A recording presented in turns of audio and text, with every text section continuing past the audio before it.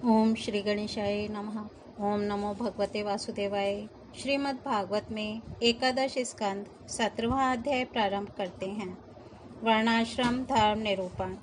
उद्धव जी ने कहा, कमल नयन श्री कृष्ण, आपने पहले वर्णाश्रम धर्म का पालन करने वालों के लिए और सामान्यतः मनुष्य मात्र के लिए उस धर्म का उपदेश किया था जिससे आपकी भक्ति प्राप्त होती है। अब आप कृपा करके यह बतलाइए कि मनुष्य किस प्रकार से अपने धर्म का अनुष्ठान करे जिससे आपके चरणों में उसे भक्ति प्राप्त हो जाए। प्रभु महाबाहु माधव, पहले आपने हंस रूप से अवतार ग्रहण करके ब्रह्मा जी को अपने परम धर्म का उपदेश किया था। रिपुदमन, बहुत समय बीत जाने के कारण वह इस समय मरते लोक में प्रायः नहीं सा रह गया है, क्योंकि आपको उसका उपदेश किए बहुत दिन हो गए हैं। अच्युत, पृथ्वी में तथा ब्रह्मा की उस सभा में भी जहाँ संपूर्ण वेद मूर्तिमान होकर विराजमान रहते हैं, आपके अतिरिक्त ऐसा कोई भी नहीं है जो आपके इस धर्म का प्रवचन, प्रवर्तन अथवा संरक्षण कर सके।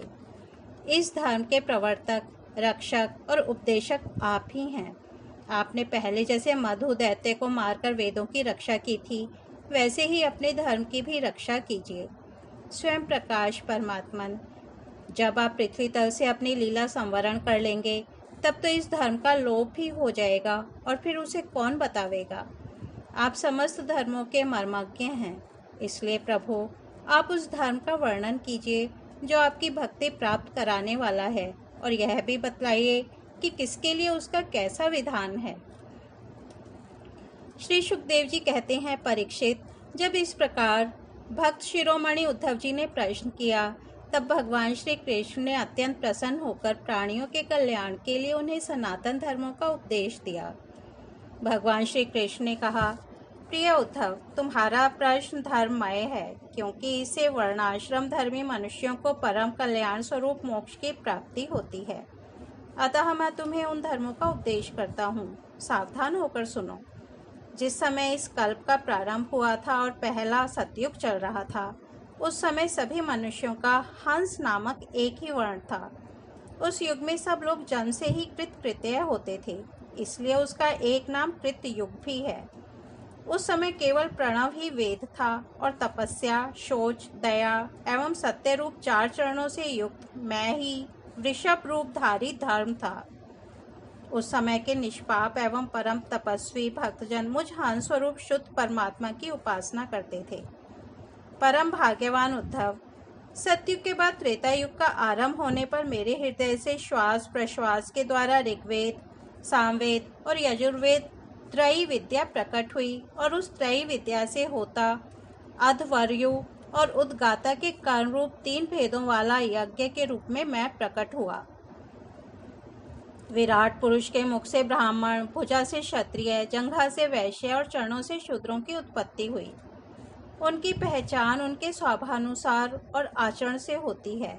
उद्धव जी, विराट पुरुष भी मैं ही हूँ, इसलिए मेरे ही उरु स्थल से गृहस्थाश्रम, हृदय से ब्रह्मचार्य आश्रम, वक्षः स्थल से वानप्रस्थाश्रम और मस्तक से संन्यासाश्रम की उत्पत्ति हुई है।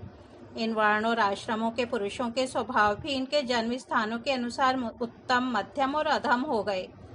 अर्थात उत्तम स्थानों से उत्पन्न होने वाले वर्ण और आश्रमों के स्वभाव उत्तम और अधम स्थानों से उत्पन्न होने वालों के अधम हुए।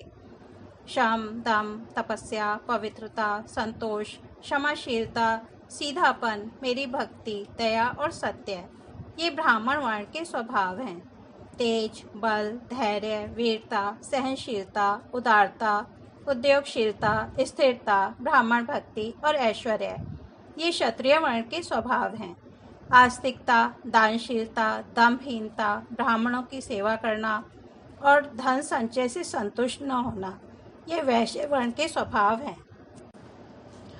अपवित्रता, झूठ बोलना, चोरी करना, ईश्वर और परलोक की परवाह न करना, झूठ मूठ झगड़ना और काम, क्रोध एवं तृष्णा के वश में रहना, ये अंत्यजों के स्वभाव हैं। उद्धव जी, चारों वर्णों और चारों आश्रमों के लिए साधारण धर्म यह है कि मन, वाणी और शरीर से किसी की हिंसा न करें, सत्य पर दृढ़ रहें, चोरी न करें, काम, क्रोध तथा लोभ से बचें, और जिन कामों के करने से समस्त प्राणियों की प्रसन्नता और उनका भला हो वही करें।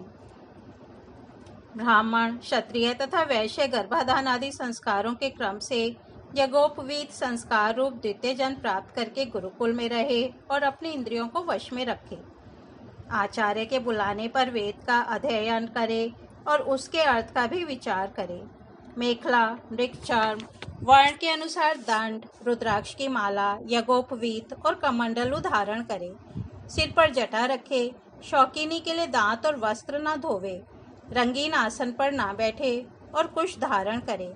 स्नान, भोजन, हवन, जप और मलमूत्र त्याग के समय मौन रहे और कक्ष तथा गुप्तेंद्रिय के बाल और नाखूनों को कभी न काटे। पूर्ण ब्रह्मचर्य का पालन करे। स्वयं तो कभी वीर्यपात करे ही नहीं। यदि स्वप्न आदि में वीर्य स्खलित हो जाए तो जल में स्नान करके प्राणायाम करे एवं गायत्री का जप करे। ब्रह्मचारी को पवित्रता के साथ एकाग्रचित्त होकर अग्नि, सूर्य, आचार्य, गौ, ब्राह्मण, गुरु, वृद्धजन तथा देवताओं की उपासना करनी चाहिए तथा सायंकाल और प्रातः काल मौन होकर संध्योपासन एवं गायत्री का जप करना चाहिए।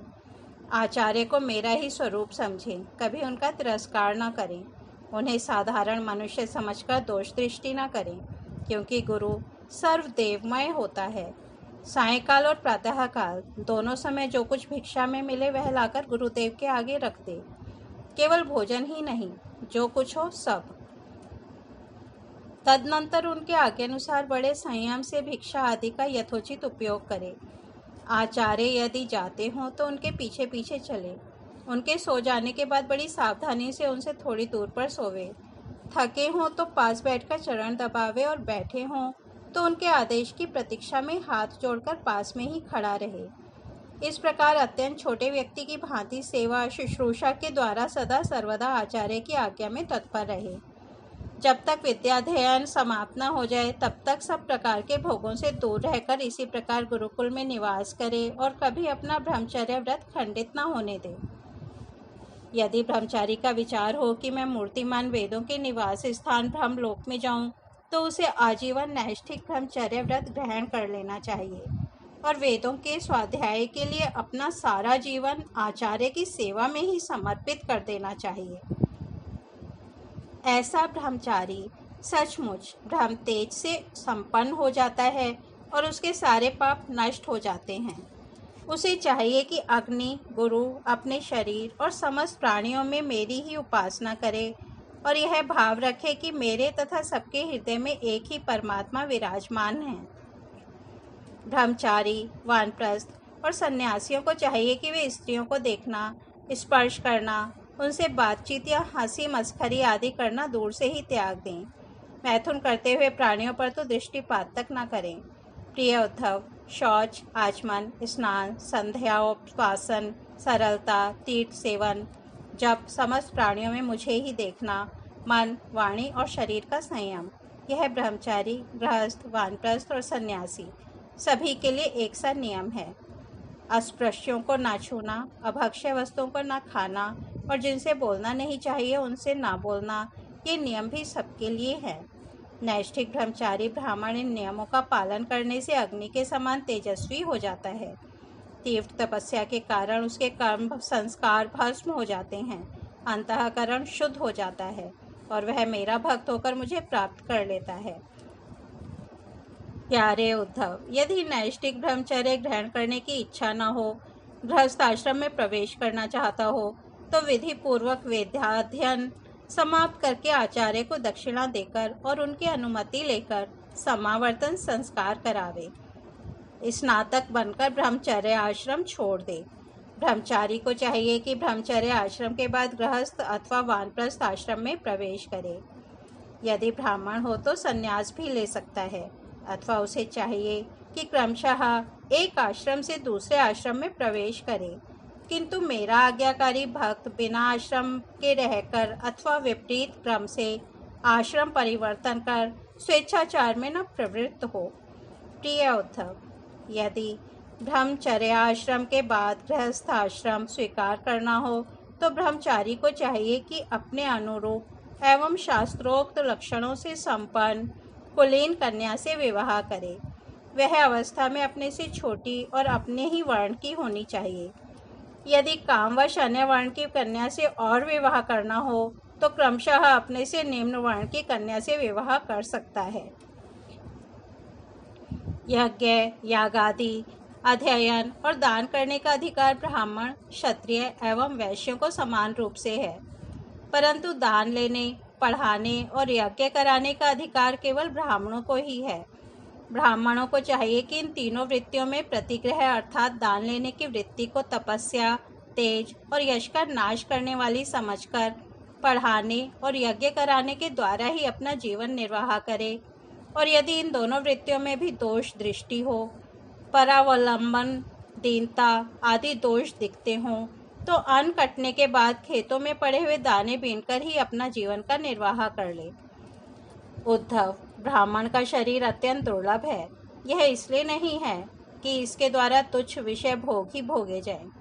यह तो जीवन पर्यंत कष्ट भोगने, तपस्या करने और अंत में अनंत आनंद स्वरूप मोक्ष की प्राप्ति करने के लिए है। जो ब्राह्मण घर में रहकर अपने महान धर्म का निष्काम भाव से पालन करता है और खेतों में तथा बाजारों में गिरे पड़े दाने चुनकर संतोषपूर्वक अपने जीवन का निर्वाह करता है, साथ ही अपना शरीर, प्राण, अंतःकरण और आत्मा मुझे समर्पित कर देता है और कहीं भी अत्यंत आसक्ति नहीं करता, वह बिना संन्यास लिए ही परम शांति स्वरूप परम पद प्राप्त कर लेता है।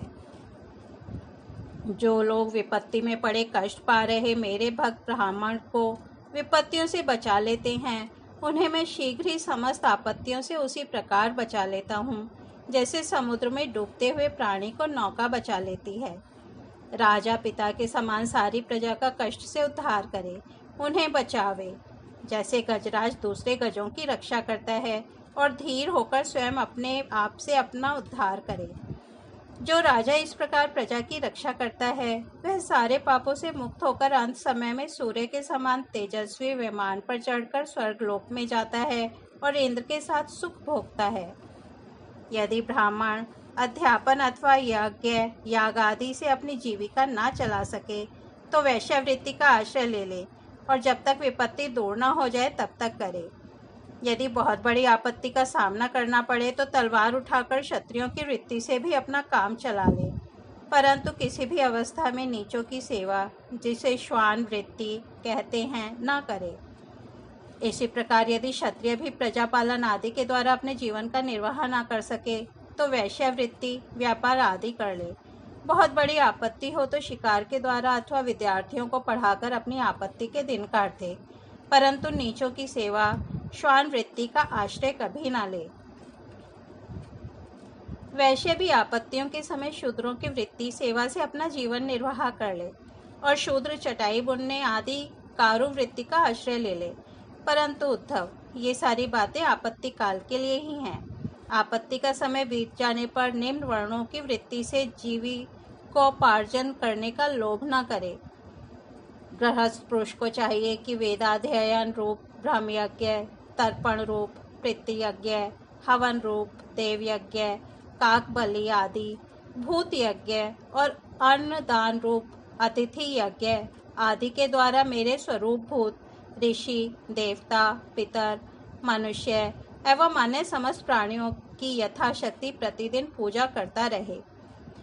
गृहस्थ पुरुष अनायास प्राप्त अथवा शास्त्रोक्त रीति से उपार्जित अपने शुद्ध धन से अपने भृत्य आश्रित प्रजाजन को किसी प्रकार का कष्ट न पहुँचाते हुए न्याय और विधि के साथ यज्ञ करे। प्रिय उद्धव, गृहस्थ पुरुष कुटुंब में आसक्त न हो, बड़ा कुटुंब होने पर भी भजन में प्रमाद न करे। बुद्धिमान पुरुष को यह बात भी समझ लेनी चाहिए कि जैसे इस लोक की सभी वस्तुएं नाशवान हैं, वैसे ही स्वर्ग आदि परलोक के भोग भी नाशवान ही हैं। यह जो स्त्री पुत्र, भाई बंधु और गुरुजनों का मिलना जुलना है, यह वैसा ही है जैसे किसी प्याऊ पर कुछ बटोही इकट्ठे हो गए हों। सबको अलग अलग रास्ते जाना है। जैसे स्वप्न नींद टूटने तक ही रहता है, वैसे ही इन मिलने जुलने वालों का संबंध ही बस शरीर के रहने तक ही रहता है। फिर तो कौन किसको पूछता है। गृहस्थ को चाहिए कि इस प्रकार विचार करके घर गृहस्थी में फंसे नहीं, उसमें इस प्रकार अनासक्त भाव से रहे मानो कोई अतिथि निवास कर रहा हो। जो शरीर आदि में अहंकार और घर आदि में ममता नहीं करता, उसे घर गृहस्थी के फंदे बांध नहीं सकते।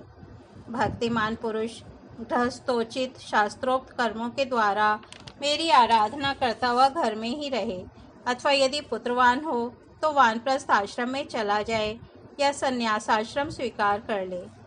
प्रिय उद्धव, जो लोग इस प्रकार का गृहस्थ जीवन न बिताकर घर गृहस्थी में ही आसक्त हो जाते हैं, स्त्री पुत्र और धन की कामनाओं में फंसकर हाय हाय करते रहते और मूर्तावश स्त्री लंपट और कृपण होकर मैं मेरे के फेर में पड़ जाते हैं, वे बंध जाते हैं। वे सोचते रहते हैं, हाय हाय मेरे माँ बाप बूढ़े हो गए, पत्नी के बाल बच्चे अभी छोटे छोटे हैं, मेरे न रहने पर ये दीन अनाथ और दुखी हो जाएंगे, फिर इनका जीवन कैसे रहेगा। इस प्रकार घर गृहस्थी की वासना से जिसका चित्त विक्षिप्त हो रहा है, वह मूढ़ बुद्धि पुरुष विषय भोगों से कभी तृप्त नहीं होता। उन्हीं में उलझकर अपना जीवन खो बैठता है और मरकर घोर तमोमय नरक में जाता है। इस तरह से श्रीमद् भागवत में एकादश स्कंद 17वां अध्याय समाप्त होता है। कल हम 18वां अध्याय वानप्रस्थ और सन्यासी के धर्म सुनेंगे। तब तक यहीं विराम देते हैं। हरिओम तत्सत।